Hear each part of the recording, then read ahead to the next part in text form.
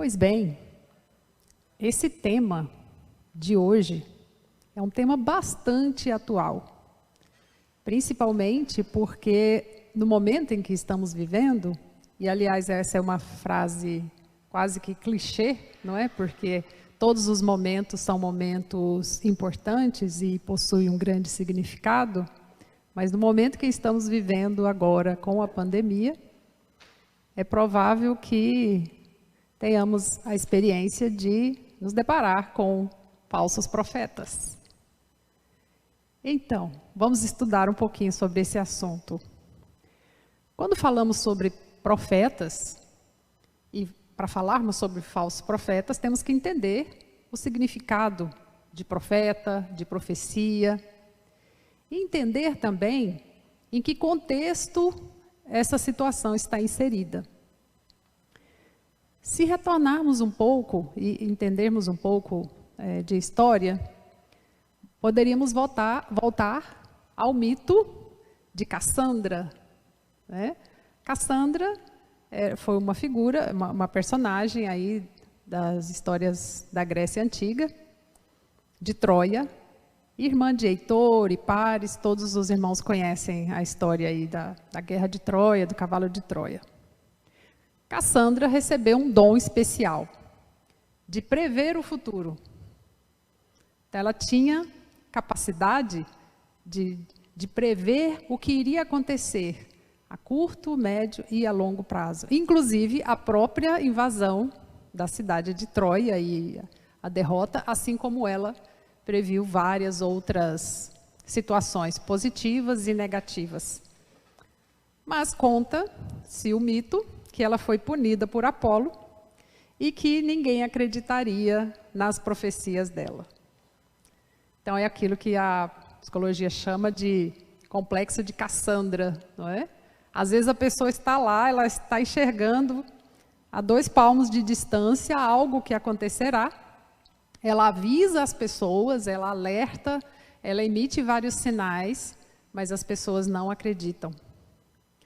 Então, às vezes, a gente tem meio que essa sensação, assim, com o amadurecimento, a gente tem essa sensação aí de Cassandra, né? A gente alerta, informa, mas nem sempre as pessoas estão preparadas. Por outro lado, pode ser que não seja realmente para avisar, porque as pessoas, para o amadurecimento, precisam passar por determinadas experiências para terem aquele aprendizado. Bom, e aí nós entramos num dilema que nós não sairíamos dele tão cedo, se é necessário divulgar uma profecia ou não. Não vamos entrar nessa seara aí. Vamos lá. Mesmo porque o importante, e com o tempo fui aprendendo isso, o importante não é ser Cassandra. O importante não é prever a tragédia. Isso qualquer estatístico pode fazer. O importante é você saber como evitar que a tragédia aconteça. Quais são os meios para que a determinada tragédia seja evitada? E mais que isso, melhor ainda, mais elevado que prever uma tragédia, é prever eventos bons, eventos positivos, né? Por que nós temos que sair por aí assombrando as pessoas, né, como uma assombração? Olhe, tome cuidado. Né? Não tem umas pessoas assim que passam a vida toda, cuidado. Elas falam muito mais no decorrer do dia a palavra cuidado do que a palavra parabéns. Então, convenhamos, é muito melhor ser uma Cassandra otimista, né? Estimular eventos positivos, como Jesus fez. Olha, faça isso que você terá o reino dos céus. Haja dessa maneira, perdoe os inimigos, ame ao próximo. Ele foi assim, ele deu os caminhos. Ok, mas tudo bem.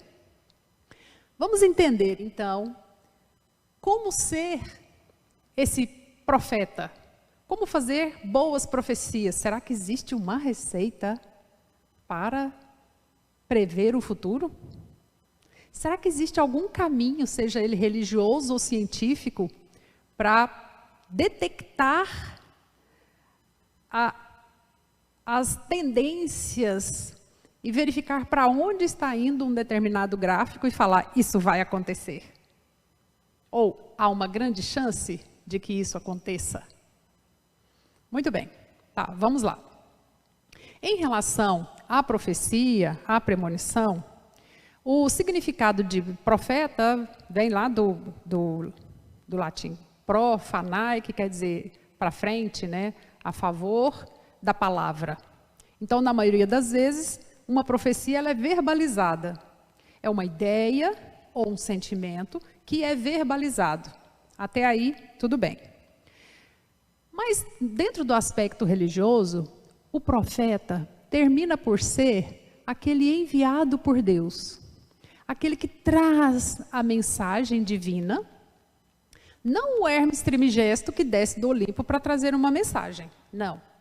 Esse traz de maneira sagrada, de maneira surpresa, onde ninguém está pensando sobre aquilo, de repente ele traz uma mensagem. E na maioria das vezes, essa mensagem surpreende a todos. Mas pode ser que esse profeta seja procurado justamente para designar essa mensagem. Mas vamos lá. O profeta é diferente do vidente. O vidente adivinha também, mas o vidente revela informações por meio de sonhos. Nosso irmão acabou de falar do sonambulismo. Não vamos entrar aí nessa seara agora também. Mas o vidente, ele sonha o que vai acontecer e isso independe dele ter características especiais ou não. Muito bem. E a vidência também é diferente de evidência. Vidência é quando você, por meio de sonhos ou visões, você consegue detectar em figuras borradas ou até exatas o que vai acontecer. A evidência, com o "é" antes, é a evidência científica. Bom, desse lado da evidência científica, nós podemos entender que, por meio da observação do contexto, de um determinado dado e de um determinado comportamento, é possível sim prever uma tendência. Muita calma. Não estamos falando de 100% de certeza.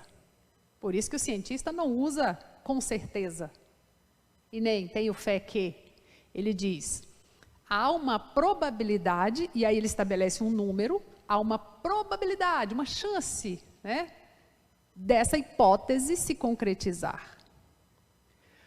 Então, vocês poderiam perguntar, mas então, se eu desenvolver um processo científico bastante apurado, eu posso prever o futuro? Não na forma religiosa como a gente imagina. Mas os estatísticos, epidemiologistas, os cientistas, eles conseguem sim, por avaliação, como eu disse, do contexto, do comportamento, de uma determinada doença, por exemplo, saber quais são as chances de determinados grupos terem ou não. Nem precisamos ir longe. Estamos aí já na segunda onda, e a segunda onda da Covid foi prevista, né, intuitivamente por várias pessoas, né, pelos leigos, e cientificamente pelos estudiosos. Na verdade, nem precisa estar dentro de um laboratório ou fazer grandes contas para saber o que pode acontecer. Basta que você seja um bom observador. Aliás, essa é uma característica de um bom profeta. Ele é mais observador do que falador. Porque ele observa, como eu disse, o contexto, o comportamento e o dado, e ele jamais tira aquele dado do contexto para dizer o que vai acontecer. Bom, mas vamos lá. Existe um termo interessante quando a gente estuda profecias e profetas, que é o termo precognição. É importante falar sobre precognição, por quê? Porque Os pré-cognatos são aqueles que conseguem ter uma consciência do futuro. E muitos de nós temos precognição, mas muitas vezes nós não conseguimos definir exatamente o que está acontecendo.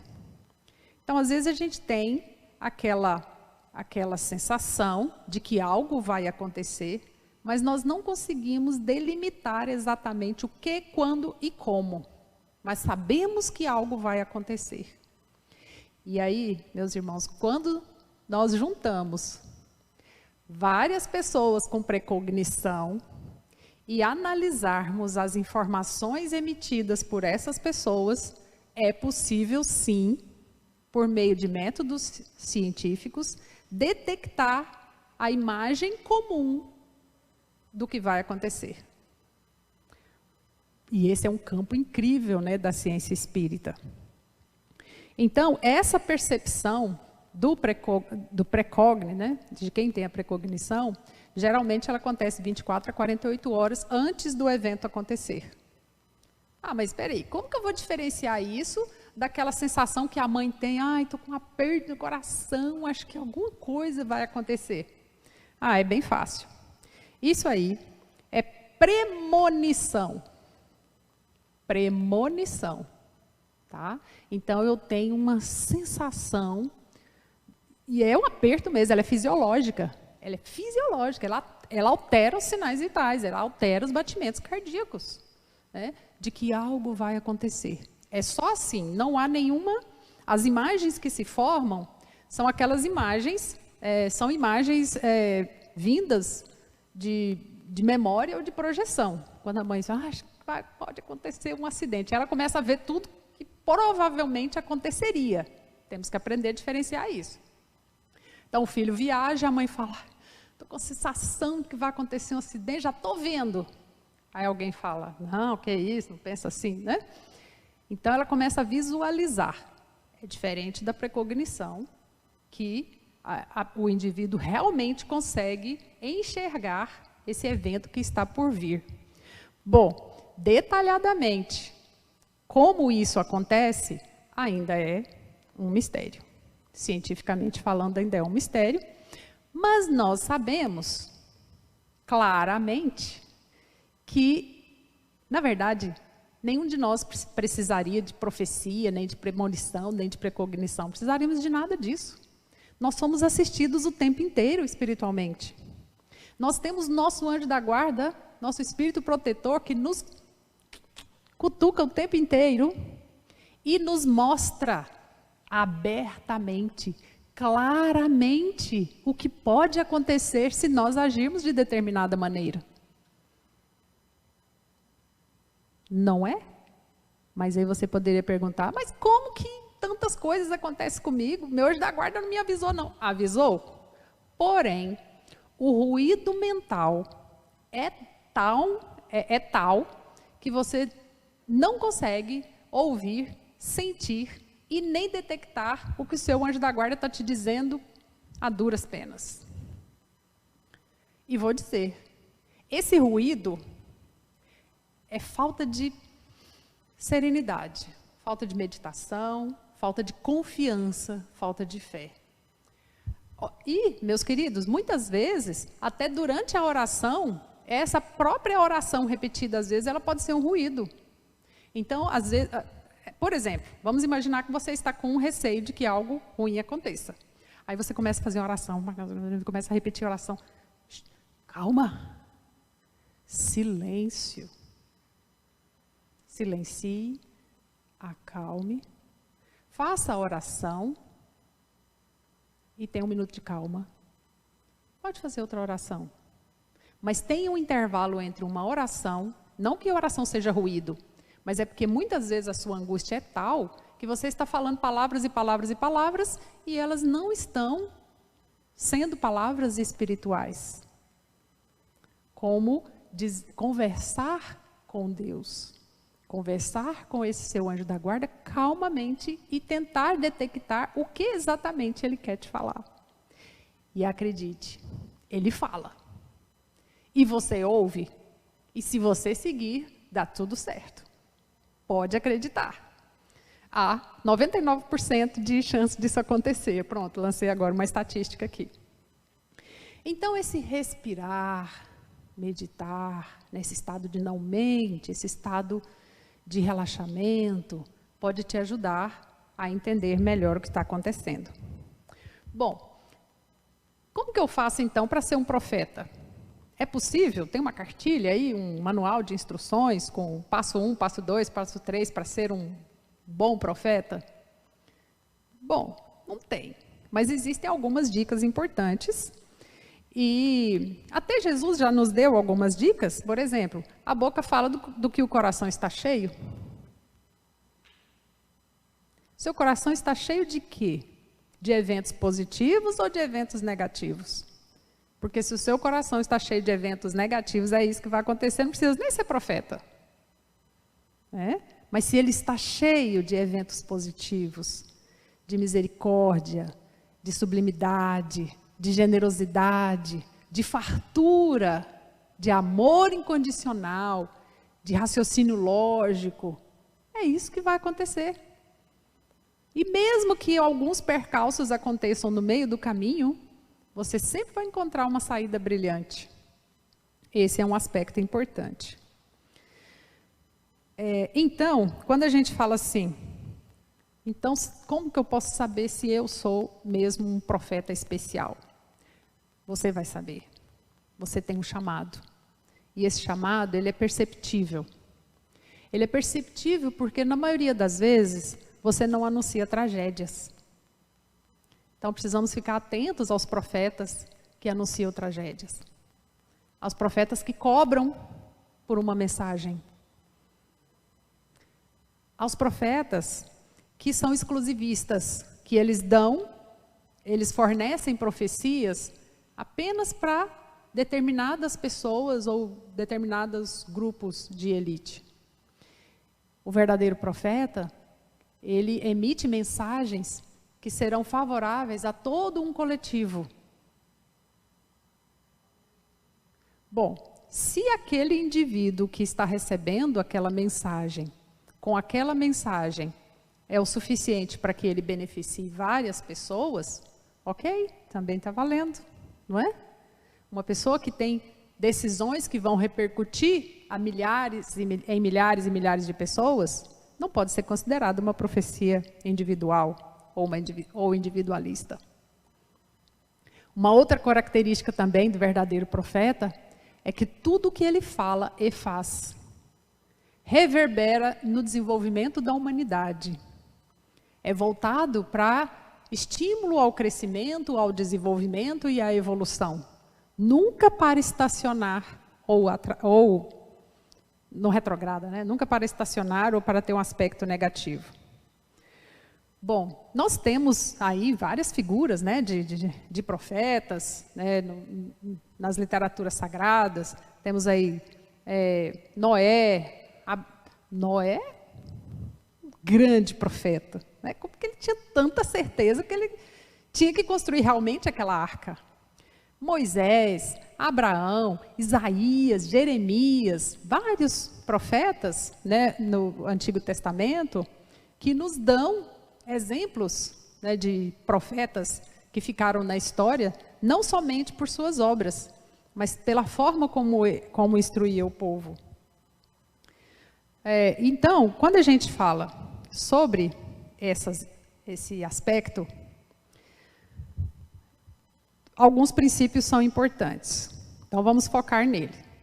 O primeiro deles é que a sociedade atual, ela precisa de visionários de meio e não visionários de fim.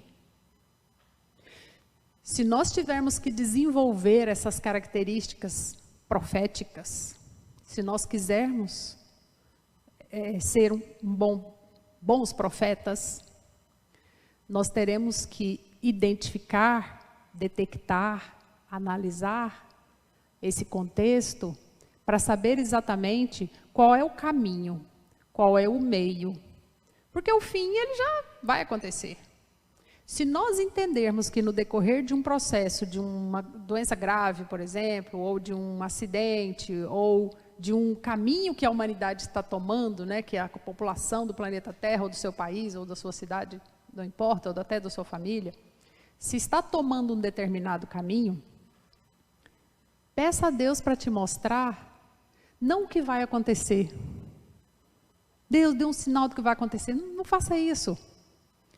Peça quais são os meios que eu tenho, o que eu posso e devo fazer para que isso não aconteça.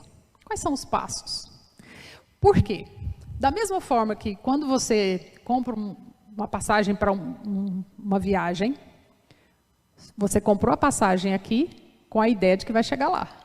Então você não fica pensando o que você vai fazer pelo carro que você vai tomar, qual aeroporto, qual é o tamanho do avião, quem vai sentar do lado, nada disso. Você não fica pensando nesses detalhes, você pensa que você vai chegar lá. Tá. Então comecemos a pensar nos detalhes do caminho. O que eu posso fazer para evitar os percalços, né, para que eu chegue bem até o final dessa viagem?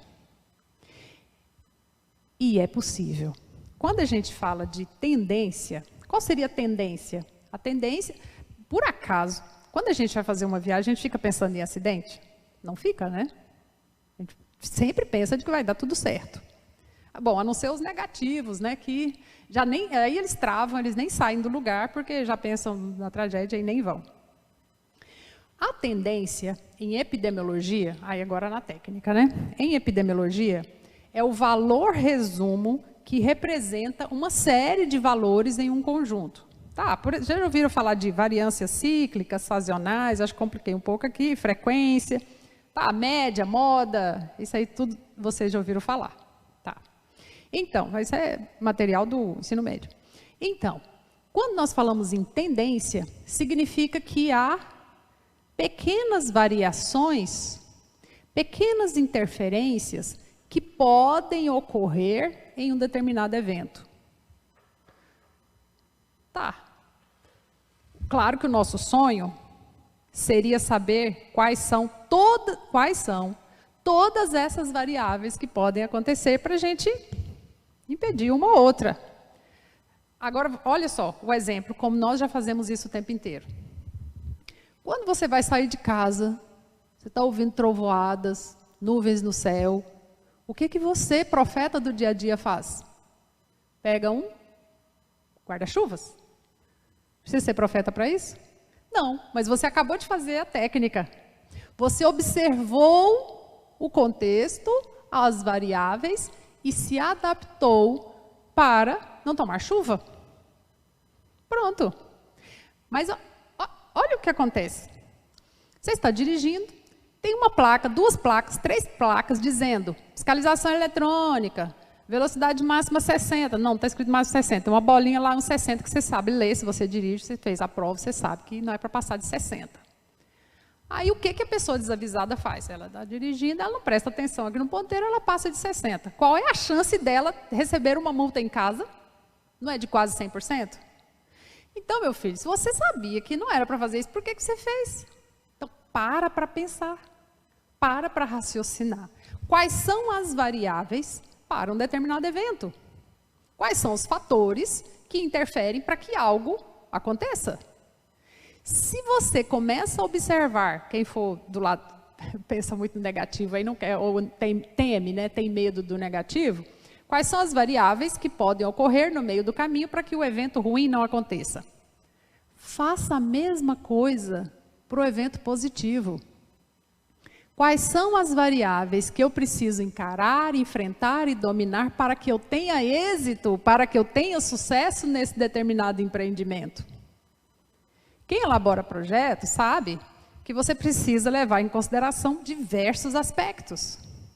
Tem que fazer um cronograma, previsão orçamentária, tem que estudar sobre o assunto para desenvolver uma boa base teórica.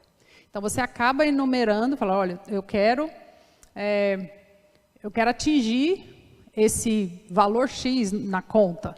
Então tá, o que você vai fazer? Como que você vai trabalhar? O que você vai vender? O que você vai comercializar para chegar até lá? Precisa ser profeta? Precisa ser economista? Não precisa, gente. Só precisa saber observar. Observar. prestar atenção na tendência e nas variáveis. Então, qual é a tendência eu trazendo outro exemplo negativo. Qual a tendência no cotidiano aí do dia a dia de uma pessoa andar a 120 por hora? Não precisa ser profeta, é ter um acidente. Então, qual a tendência de se trabalhar bastante, mas também trabalhar com inteligência, ser um empreendedor? A tendência é ter sucesso. Estudar bastante para passar em um concurso. É passar no concurso. Claro, vai depender de outras variáveis, a questão do tempo, né, e tudo, da disponibilidade do sujeito. Mas, na maioria das vezes, isso é matemático. Então, o prêmio Nobel, Sir John Eccles, estou olhando o nome dele aqui, ele disse o seguinte: o cérebro funciona como um aparelho captador de energia, quase que definiu alma, né, espírito, como um sistema que capta energias, e essas energias formam um conjunto na mente que é capaz de se expressar por meio de pensamento. Então, pensamento é energia. E ele disse o seguinte, que a forma como você manifesta essa energia, ela vai atrair outras manifestações semelhantes. Isso aí não tem segredo nenhum, é a lei de causa e efeito, né? Que é ao contrário lá da física, que os diferentes se atraem. Mas veja bem, como nós vivemos num mundo de mais efeitos do que de buscar entender mais o efeito, né, de apagar um incêndio, mais do que de verificar as causas, é preciso entender que essas manifestações energéticas, chamadas de pensamento, elas se manifestam por meio da consciência. Bom, se entendermos isso bem, vamos perceber que quanto mais alto é o grau, quanto mais alto é o nível de consciência, mais perene você é e mais compreensão do todo você tem. Quando a mãe fala assim, menino, sobe no muro que você vai cair, vai quebrar o braço. Ela está lançando uma tese de doutorado ali, né, uma hipótese, né, não que ela queira que vai acontecer isso. Mas, quando nós analisamos esses diferentes níveis de consciência, um autor chamado Von Hawkins, ele escreveu um livro, Poder e Força, e em um dos capítulos, ele traz uma tabela de consciência. E ele diz o seguinte, ele traz um exemplo dizendo assim, por que Gandhi conseguiu vencer os ingleses? A estratégia de paz e de não violência que ele utilizou foi uma estratégia matematicamente explicável. Não tem segredo. E esse autor, observando a força do corpo, os movimentos, né, de fisioterapia, ele percebeu que a força está associada ao poder, mas o poder é muito mais importante do que a força. E ele traz esse exemplo de Gandhi, e ele diz por que Gandhi venceu. Porque Gandhi estava num padrão de consciência, e ele faz uma escala de 20 até 1000, estava num padrão de consciência altíssimo, que era o padrão de libertação, que era o padrão de amor, que era o padrão iluminado, que era um padrão sereno, que era um padrão de harmonia, que era um padrão de justiça. Enquanto a Inglaterra estava num padrão de escravidão, de subjugação, de guerra, de mortes, de exploração. Então, todos que estão nesse padrão de raciocínio, de pensamento, a tendência é perder a guerra. É perder. E aí ele fez uma escala muito interessante, que são esses mapas, esse mapa de energia de consciência, que ele fez de 0 a 1000. E aí, o que seria Deus, então, para uma pessoa no mais alto nível? Deus, simplesmente, é esse ser. É esse ser que está acima de tudo. Quem tem essa consciência, quem tem essa consciência de Deus, a vida para essa pessoa, ela simplesmente é. Ela não foi nem será. A vida é. E ela valoriza cada segundo. Ela não desperdiça nada. Porque no universo tudo é econômico. Não há uma molécula, um átomo, um quarks no universo que seja desperdiçado. Nada. Nada é desperdiçado. E aí, o nível emocional desse indivíduo nesse mais alto nível é indescritível, que na verdade nós já sabemos, os espíritos extremamente elevados, puros, né? Acima dos superiores, espíritos puros, porque eles têm uma consciência pura e plena e têm uma compreensão total do todo. Jamais pensam de forma fragmentada. Sempre percebem o todo ao redor do que está acontecendo. Já dei um exemplo então aí do nível máximo. Vamos ver o nível aqui, por exemplo, de nível quem vê Deus como um ser provedor. A visão de vida é satisfatória, então ele não tem medo da fome, não tem medo da miséria, não tem medo da pobreza, porque ele sabe que Deus é provedor e isso te dá a fé, dá a ele a fé, e ele não se deixa abater, não se deixa abalar e luta sempre, consegue mesmo e realmente nunca passa por dificuldades. E a característica emocional desse indivíduo, nós estamos aí no nível 250, hein? É de consciência. Esse nível de consciência, de confiança, claro, consciência, né, nós estamos falando, o nível emocional de confiança, ela é perene o tempo inteiro. Então ele confia. Alguém está dizendo, isso não vai dar certo. Eu confio. Mas por que ele confia? Porque ele identifica todos os pontos e vai resolvendo um por um até chegar ao sucesso que ele precisa tanto. Mas essa pessoa, ela tem uma confiança tal que ela tem desapego também. Ela não fica apegada às coisas, não. E por aí vai. Qual seria, então, os mais baixos níveis? Raiva, medo, vergonha. A vergonha, e a vergonha está abaixo aí do medo e da raiva, né? Porque é o medo que gera ansiedade, é o medo, é a raiva que vai gerar agressão. O mais baixo nível é a vergonha. Porque para a pessoa com vergonha de si, vergonha do seu passado, vergonha dos pais, vergonha da vida, vergonha de, né, se sente sempre humilhado, ela vê Deus como um ser desprezível, um ser punitivo, né, e aí gera o medo, um ser irado, Deus um ser irado, aí ele se afiniza e desenvolve a raiva. Então, esse indivíduo, como ele tem muita vergonha de tudo, ele tende a projetar essa vergonha nas outras pessoas e acaba humilhando as outras pessoas para que as outras pessoas tenham essa mesma sintonia que ele, que é de humilhação e de se sentir humilhado. Então, o orgulho é muito forte aí, mas também o indivíduo ele não consegue sair desse campo, ele precisa de ajuda. Ele precisa de ajuda, ele precisa recontar a sua história e perceber que ele é uma centelha divina, que ele não precisa ter vergonha de nada, que tudo que aconteceu de ruim na infância ou na história dele foi para o aprendizado. Tudo que porventura tenha sido tropeço ou dificuldade acontecido na sua vida, foi para o aprendizado dele e que ajudou ele a evoluir. A partir do momento que ele transcende, ele sobe um pouco de nível e ele consegue ter um pouco mais de neutralidade na compreensão das coisas. Olha, isso aconteceu comigo quando eu era criança, mas eu era só uma criança. Hoje eu já não sou mais assim, eu entendi o que aconteceu, né? Então ele começa a subir mais ainda de nível, ele começa a perdoar. E aí é assim que ele vai amadurecendo. Então, nada acontece da noite para o dia.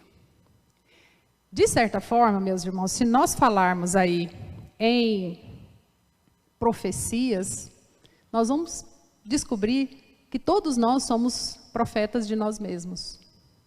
Que todos nós temos a capacidade de entender o futuro. Basta entender o presente, estudar um pouquinho o passado e mudar as variáveis, né? Se antes foi assim, agora pode ser diferente. Nós somos centelhas divinas. Então, nós temos o esclarecimento, nós temos proteção divina, nós temos inteligência, nós temos emoções suficientes para fazer qualquer evento negativo que poderia acontecer em um evento positivo.